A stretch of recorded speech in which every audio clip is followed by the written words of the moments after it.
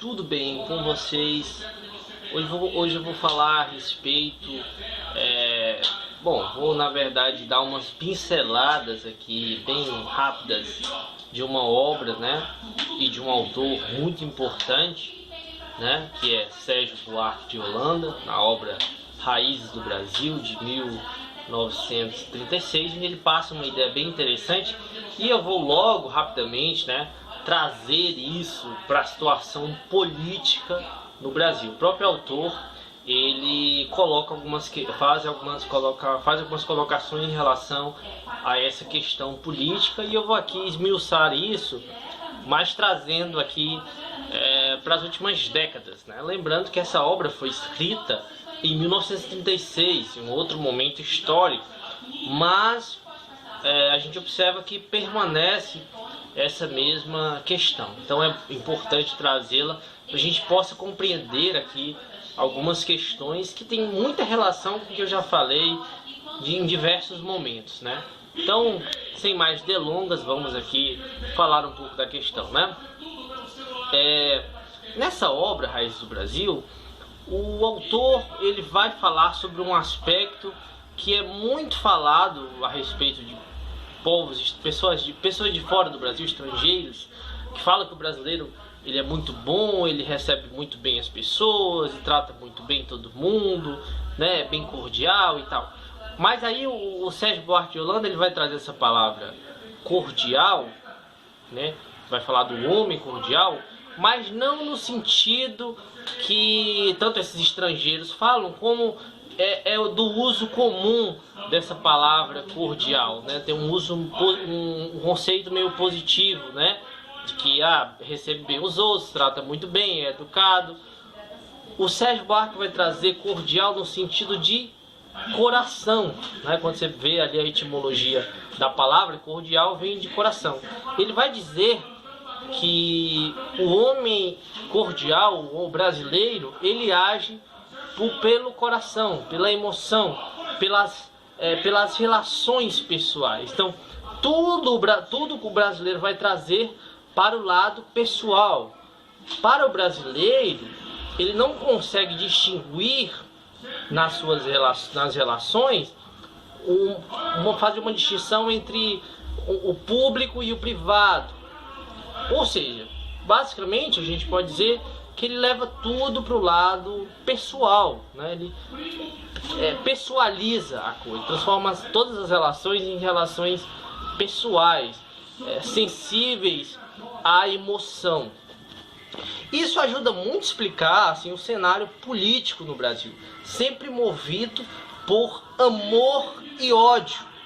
O que se vê no debate político do Brasil é sempre o amor e o ódio a determinadas figuras políticas. Muitos de vocês devem ter ouvido, inclusive, uma coisa que é racionalmente absurda, mas que com esse conceito aqui que o Sérgio Buarque traz, faz todo sentido, que é, por exemplo, o caso lá do Fernando Collor e Lula, né? Lula, um cara barbudo e tal, aquela pinta meio estranho assim, né? Na época causava um certo temor quando se via, enquanto o Collor tinha um porte atlético, era bonitão, era jovem, né? E muitas mulheres diziam que votavam nele por conta dessas características, né? Uma coisa que é absurda. Afinal, elas não teriam nenhum tipo de relação pessoal com ele, amorosa, assim. Então parece que as pessoas tratam muito a questão política, as esferas políticas, ou mesmo assim, dentro das organizações, dentro das empresas e tudo mais, as relações empresariais ou relações políticas, elas estão ligadas às relações pessoais. Então os sentimentos de amor, de ódio, de admiração por aspecto físico ou algo desse tipo, acaba influenciando nessas decisões, nas decisões políticas, por exemplo, o ato de votar em alguém. Então muitas delas votaram baseado nisso, né? E sabendo disso, inclusive, né, quem escolheu o Collor, quem fez todo o marketing de campanha, sabia dessa questão, e tanto que fez questão de colocar essa imagem dele como alguém atlético, falar dessa característica de jovialidade como algo extremamente positivo. Ou seja, basicamente, o que eu estou dizendo, as pessoas não avaliam as escolhas políticas por questões racionais, ou seja, por características que realmente demonstrariam que aquela pessoa tem um preparo para aquele cargo. Não, elas vão por uma questão de paixão e depois ou ódio, né? No caso, por exemplo, do presidente Lula, ele conseguiu ali depois de um tempo, né, também por ser uma figura carismática, né, acabou conseguindo atrair as pessoas e depois, por ter feito ali mudanças, algumas questões no campo social, acabou conquistando muito o coração dos brasileiros. Mais uma vez, falando aqui em coração. Então, muitas pessoas acabaram até se apaixonando, né, vamos dizer assim, pela figura dele. Durante muito tempo, ele, até hoje, ele é uma grande liderança no campo político, né? Tanto que conseguiu, através desse amor a ele, a figura dele, eleger a Dilma. Dilma praticamente foi eleita, né, se a gente for pensar, por conta do Lula. Tanto que o Lula sempre aparecia ali nas propagandas, exaltando, falando, recomendando ela. Então, e essa é uma outra característica que a gente observa, né? Não adiantaria, se fosse uma questão, por exemplo, racional, eles iriam explicar, não, a Dilma, porque a Dilma tem esse projeto, tem isso aqui, tem isso aqui. Mas essas coisas, eles sabem, os marqueteiros de campanha sabem que não acontece. Quem era a Dilma? As pessoas não conheciam, não tinham um vínculo emocional com ela. Então, o único jeito era atribuir a ela a qualidade de ser uma pessoa próxima, amiga, digamos assim, do Lula, uma recomendação do Lula. Então, as pessoas despejavam a confiança na Dilma baseada na confiança que elas tinham no Lula. E depois, tanto que a Rede Globo tentou ali, durante muitos anos, desconstruir essa imagem do Lula e fazer com que as pessoas passassem de amá-lo a odiá-lo. É óbvio que nem todo mundo foi assim, mas uma grande parte das pessoas foram, né? Então, o Lula passou de 87% de aprovação, né, a hoje um índice de rejeição altíssimo à sua figura. Então a gente nota, assim, por quê? Porque a paixão, ela é dessa forma. Transforma-se muitas vezes o amor, né, o sentimento de amor, de paixão, de admiração forte, em um ódio. Porque os sentimentos são assim, né? É diferente da razão. Racionalmente, as suas posições políticas, quando você muda de uma maneira muito mais gradual, se é que você vai mudar, e por razões materiais, né? E não por meras paixões ou ilusões e desilusões, né? Geralmente, um sujeito mais racional tende a não ter tantas ilusões assim, e não ter tanto apego a algo assim. Então veio a figura do Bolsonaro, baseado aí em outros sentimentos, né? Então a gente vê como o voto do brasileiro, né, as decisões políticas do brasileiro, as escolhas políticas, elas estão tão embasadas mais em uma questão emocional, passional, do que em uma questão racional.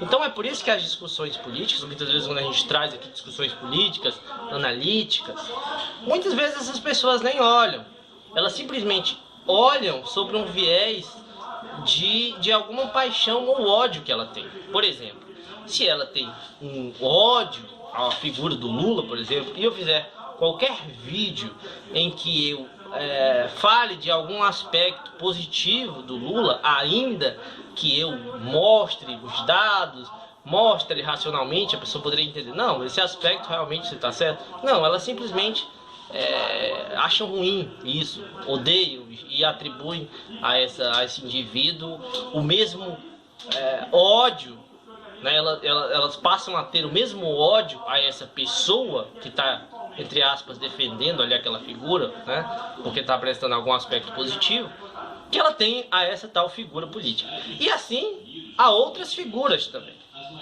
Então a gente observa que poucos são aqueles, é uma minoria, que realmente discute a política sobre uma perspectiva racional, ou seja, baseada em dados, em fato, uma discussão ali racionalizada. Geralmente são discussões, são visões baseadas em um lado passional, em um lado emocional, subjetivo, né?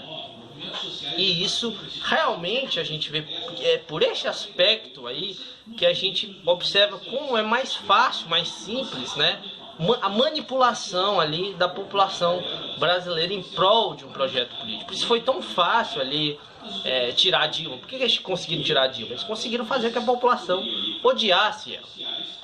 Odiando ela, as pessoas aceitaram o impeachment dela. As pessoas não analisaram o processo de impeachment, se estava todo bonitinho, todo certinho. Não. A mesma coisa foi a questão da prisão do Lula. As pessoas não analisaram se o Lula tá certo, prendeu o Lula, não. Primeiro fizeram uma campanha de ódio contra o PT e contra o Lula. Por isso eles conseguiram ali colocar esse projeto político em pauta. E baseado principalmente nesse ódio ao Lula e ódio a outras questões também, né? Aí vem aí uma questão do conservadorismo, um tipo de conservadorismo moral, né? Baseado em ódios e em preconceitos também, né?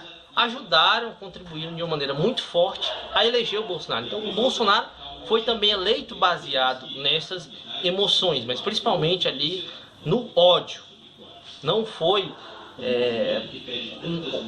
um voto, vamos dizer assim, positivo, no sentido de que gostamos, amamos o Bolsonaro. Foi mais um ódio negativo, foi um voto de negação, voto para impedir que o PT, o Lula, né, enfim, o Lula não, né, no caso o Haddad, mas o PT e pessoas ali do PT viessem a ganhar a eleição.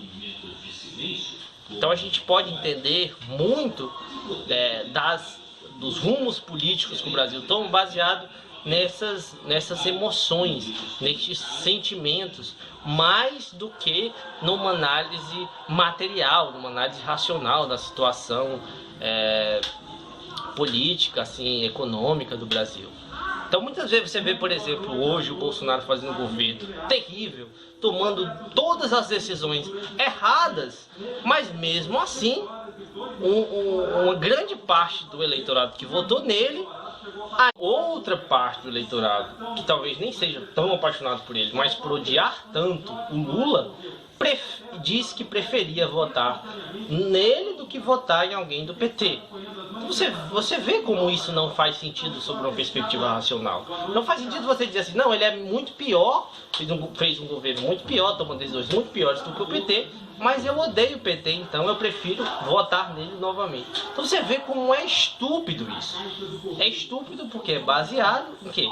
Em sentimentos totalmente manipulados, decisão racional. Então, gente, é isso. Espero que vocês tenham gostado aqui do vídeo. Acho que é uma reflexão interessante, importante para a gente entender aí o pensamento. Obrigado a